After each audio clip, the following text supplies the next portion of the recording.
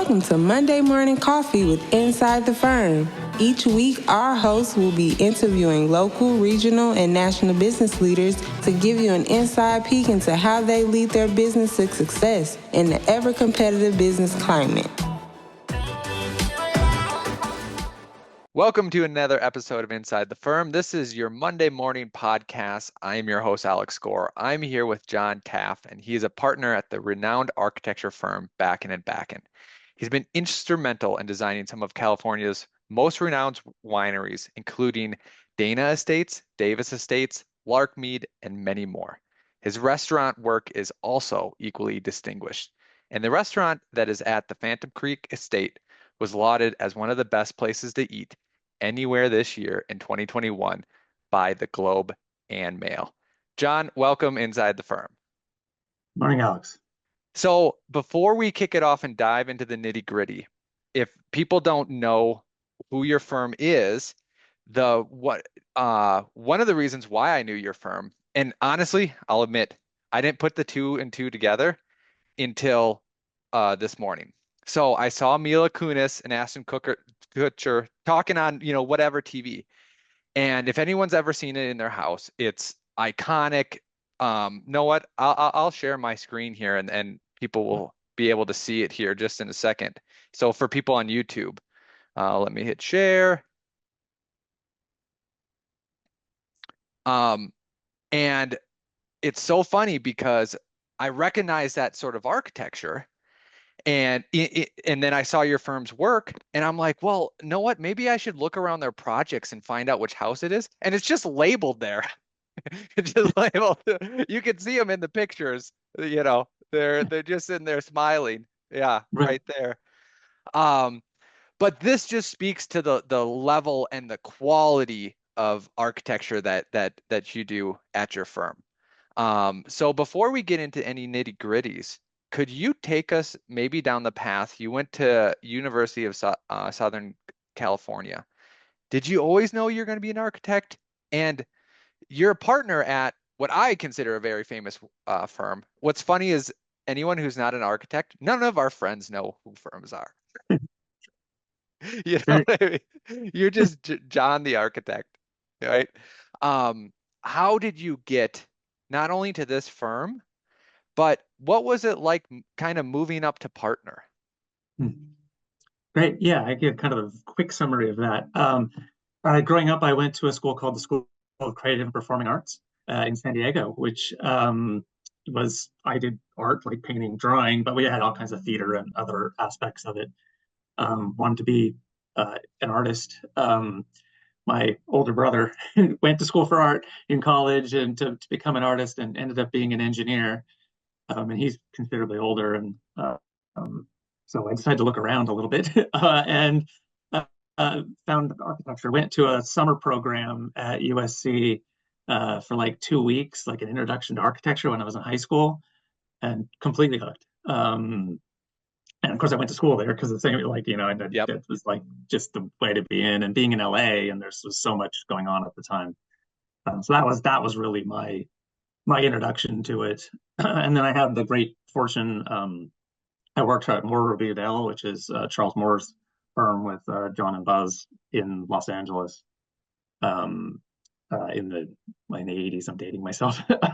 And just to do this sort of high level of architecture, completely hooked in it. So after some time, eventually moved to the Bay Area for some family reasons, to be close to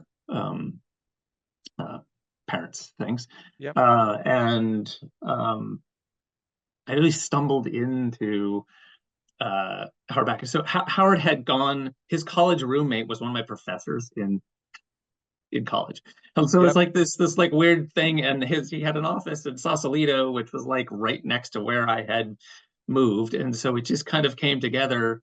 And I've been there now almost 27 years. So it's been, and then sort of becoming the partner was really just over time. I had enough experiences. I got involved in many different projects with Howard, and Howard was a collaborative guy. He did everything with with everybody else. There's a reason why so many other firms have spun out of our firm, and people have started their own firm because he intuitively teach you or taught you how to be an architect, like to sort of well-rounded process, like how you actually go through the process of doing this.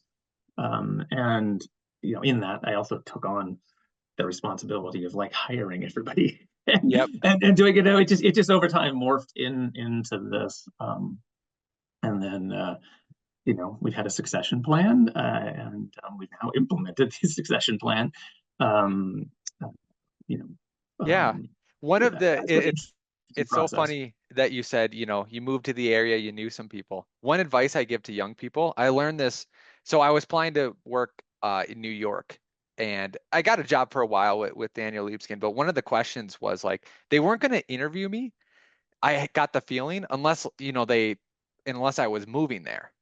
And some firms, it's like, we don't want to relocate you. Sometimes jobs only last for a year or two. So I just tell everyone, just like, move exactly where you want to go and just be like, I am here. uh, for, uh, be talented, be hardworking, do those ones first, and Yeah. then and then go there. So that your story kind of relates in a general sense. You don't have to talk about specifics at all, but there's the practice of architecture and the design of architecture, which we'll get into. And then there's the business of architecture. What would be your general, how would you describe it to someone else who's trying to do a succession plan and what that would look like? Because people don't know is like, okay, let's say someone is 10 years younger and let's say in the future are running the firm, right? Mhm. Um, are they buying into it? Are you giving stock? How does that, just in a general term, just lay that out. Yeah. There is a lot of routes to that. I would say um, start early. In some sense, and then succession plans only work if the person that's is actually leaving in some sense. I mean, ours has worked because Howard passed away. And having one is good in that sense. But it's far easier to do it and start early and plan and transition and say, well, these are the future leaders of this company that are taking this over from me, and really have the time to spell that out over a long period of time. I mean, we were there, our corporation, we sit on the board, we were running it, but it's still there's still a whole bunch of communications and things to get. The architecture industry, at least the media, tends to focus on one person doing everything, and it's like, well, no, I mean, it does work that way, but it doesn't at the scale of business we're doing. It really is a bigger group. It's a pyramid led by a few, but it's a piece. So having a transition to having the sort of four partners that are running the company and a board of directors and full corporation rather than someone's private corporation that's their own family business. That transition, we started it a bit ago, but it takes time, Yep. for sure. Great, great. Um, when you started, did you start in doing wineries and things like that, or did you migrate to that? Um, how did that work?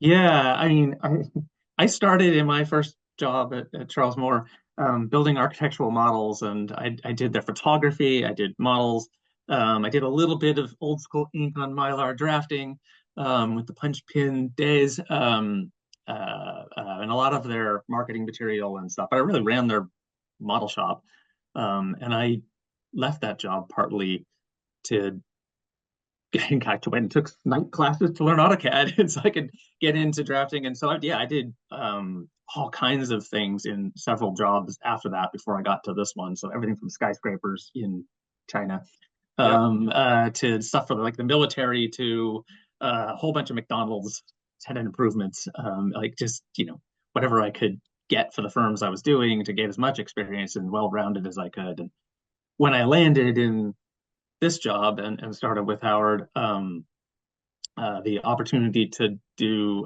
this remodeling Sterling Winery was like one of the first winery projects, and Howard had done a few wineries before that. Was still working on some Bond Winery for Bill Harlan, and I kind of stumbled into it, and as him and I were working together, we just kept, new projects would come in. Well, John's going to do that with me, and we kind of grew into this together in that sense. And it was the right time and the right place in Napa Yep. when the wine business was, growing. It has slowed in Napa area, but we've also expanded, elsewhere around the country and around the world. So, Perfect. How big is your firm now, and what different areas are you in, like designing wise, yeah, typologies? sure. We're 55 people at the moment, and we basically call everything hospitality, but it's high-end residential, um, restaurants, resorts, winery, and I'd say they're all kind of hospitality related because many of the homes are second, third homes. People are entertaining, and a small scale winery is used similar to a house or a restaurant. They A have this vacation kind of home. Yeah, you synergy invite across your it. family and friends to your vacation Right. home. So And many of our clients are at a level where, their home is a venue for entertaining as well, which is really important to their business and their life and the combination. So it kind of flows around. yeah, that must be very fun. Um, It is. because those types of homes, we're doing one, and it has, a couple pools, it has a couple trampolines, it has uh, a slide, um, just Nice. just more kind of life into it. So that's great. Let's circle back and talk about wineries. Um, I'm gonna pull up on the screen here if I can. All right. There we go. This project. It's going to pop up on my screen. There it is. Donna Estates. So, what was the inspiration and the starting point and some of the cool things that you really did here? Yeah, this project, I love it because it was actually part of a historic building. So when you look at these images, like two of the walls of that area were there, and two of the other walls had kind of partially collapsed. But it was part of a ghost winery, a late 1800s winery when Napa was thriving, and this was actually the inside of it, of the space. And working with Howard, he had the inspiration to sort of flip this, and make the inside the outside, in that sense. And we have one indoor space that is the existing space, but kind of take it and change it, but utilize that history. So you're using kind of history and you're taking a modern step at it. And the client was trying to build, the sort of most premium brand they could at a very specific, high level. We had Fleet Milka on the wine side, uh, and there's a whole bunch of entitlement things that said that we could only add limited square footage outside. So you'll see this has a huge cave area, and so much of the actual production and even some of the hospitality areas and things are all underground in a cave. And kind of how you do that, um, and kind of how you tuck it in and sort of fit this entitlement, make the piece, feel small, So tell a so story. they allowed you to put I um I'm looking at, some of this underground stuff. So they allowed you to Yeah, put this much square feet underground. They didn't care about that. It was just what was up top. correct. There is they a little bit, but there's coverage areas on the site. Once you're below ground, you're out of that's kind of like a basement. A lot of times, you can have a full basement on something in a house to get all of the extra square footage for the theater and everything else in it that doesn't count on the main coverage square Yeah. footage. We Every have that. every jurisdiction has its own rules. Yep. In Boulder County, sometimes they'll allow you to do in the basement. Sometimes they'll say I don't I don't like it when they're wishy-washy sometimes. Yeah. Um, And this project had an amazing client who continued to challenge us through the design. He had incredible art, which that like rooster picture, sort of built a barn around that, um, uh, and kind of evoked this. But he would challenge us. He would be like, "Oh, is that best idea you can come up with. And so, we go back and come up with something else. And, these spaces we got to do are just, you could dream something up and then it's like, yeah, okay, we can build that. And then we go back and figure it out with the contractor and the whole team of artisans to create the space, everything from these fountains you see in the landscape, that's all stainless steel. And like, how do you fabricate something that spills all the way down a hill? And Made in Colorado, by the way. oh, And shipped. nice. Okay. Yeah, this is a pool house at their house. Yeah, I do think it gets underappreciated. It takes a great client, really, and uh, they get underappreciated because sometimes, I mean, sometimes their ideas are just golden. We've all had it. We've all complained where they want to make you do something that, it isn't going to work and you got to work around it. But when you said that client challenged you, it just seemed like permission, you know, to really, really go for it.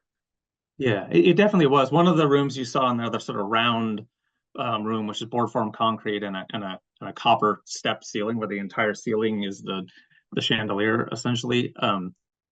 That space is actually one pour of concrete. This one on the right, that space there is one pour of concrete with every board.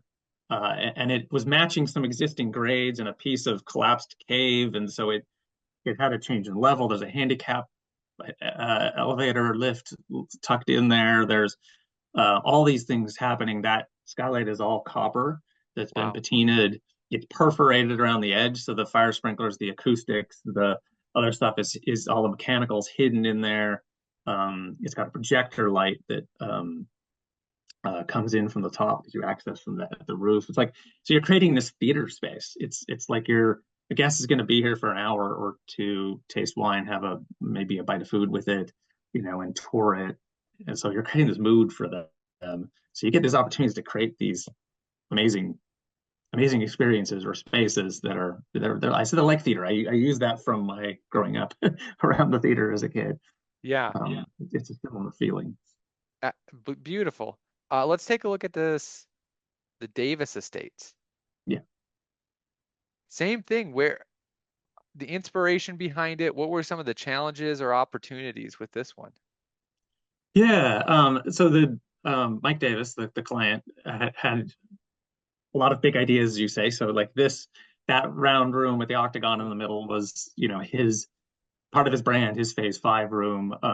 The porch you're seeing here, and that was something that we brought in. It's a west-facing building. You can have this really bright sun, but you have this incredible view. So kind of how you circulate through and how you create something. It's a very classical design. If you saw it, it's axial and it's symmetrical, and it kind of has these connections through it, but it's also kind of building out the site conditions and kind of how to operate it, and kind of how to flow through the space, and the existing site. So this big space was the idea. You could open it up. You could have this big porch. You could sit out there on these porch swings, which the scale is. We had to have it big enough for his football player friends, for like 6 of them to come out there and sit. He's like, I got to like, 250, 300-pound guys that are going to sit in these things and rock back and forth. Yeah. So I actually have like dampers underneath to keep you, because they're big and heavy, from injuring somebody's ankle. It was like I had to think about, okay, well, you can't let these people go crazy with these. They're going to be drinking, and the Oh, fun that's stuff you true. get to think of. Especially Right? if they're, you invite a lineman anywhere, Yeah. they be careful. Be Yeah. careful. Yeah. Um, when you are going, beyond Napa, is it an organic strategy of your clients are just pulling you out, or are you doing anything to kind of pursue uh, different clients or different types that you feel would work with you and kind of marketing that way? Which way are It's you doing it? both. We have organically grown over time, where people have seen our work or seen our book, and they are familiar with it, and they really want us to come to that environment. From a winery standpoint, it's been winemaker recognition. The winemakers all talk all around the world, and so Yeah. they get back to, hey, these guys have done a whole lot of wineries. You need to talk to John. So that piece is like one area, but we have focused on outreach, sort of the Mountain West, which is in well with our style. Mhm. Down into Texas. We've got some more stuff on the East Coast, things up in the Hamptons and down in Florida, and Georgia, a few other places. So it's strategically in markets, and it's markets where either a client or others, but a lot of that is outreach to certain types of um, groups that would be good partners for us, in the marketplace that know us from other areas. It's a who you know and recommendation business. People tend to hire an architect that somebody recommends to them. Um, Yeah. it's Yep. it's the way the business goes. And you're only, as good as your portfolio of work. So you need to keep doing amazing, design, and being good. That's what's going to get you work. That's what people are, at least at the high design, and that's what we're being hired for. Yeah. And I think it goes everywhere, like you have to execute from the concept down to the details, like you were talking about the circle room and the perforation and making sure that, big red or orange fire lines don't be interrupt the Yeah. mood.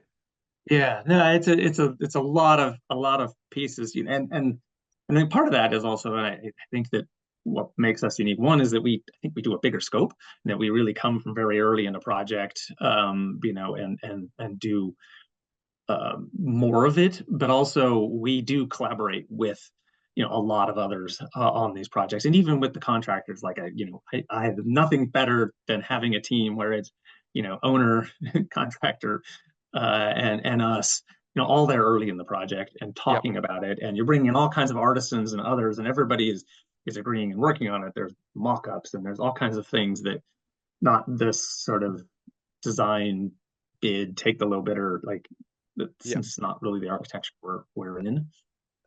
I agree. I would echo that bringing the contract in earlier isn't only just helpful because you get their expertise and all that other stuff, but it just sets a different tone. Meaning when something happens in construction, which it will, they their knee jerk might not be to blame the architects, because the architects could be, yeah, you were there the whole time too during those meetings. Right. It's more of, let's figure this out and go from there. Right. And I think a big part of it is, honestly, budget and schedule, no matter what the project is, does have an impact on everything, no matter what anyone wants to build. So it's really important that when you're doing those first sketches, that there's somebody other than me Yep. telling the client, that there's a budget to it. And then it's backed by subs and artisans and other people that can do this level of work, that it makes sense, because that's what gets things built. When there's no big surprises, big shocks, you don't want to find out your project is 50% over budget or twice as expensive after you've spent a bunch of time and money doing all this work. You'd much rather know at the beginning when you can adjust for it. Yep. So that's that collaborative Y- model. Absolutely.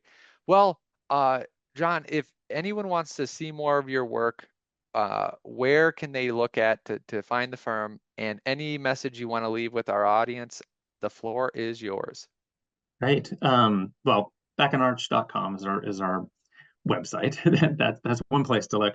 We're also on Instagram and Facebook. Same, under just look up for Back and Backen. Is the best place to look for us.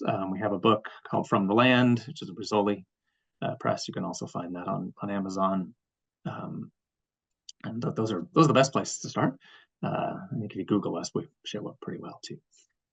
So, Perfect. Perfect. Well, thank you, John. I appreciate it. This was fun to look at some of your work. And thanks for being inside the firm. okay, thank you.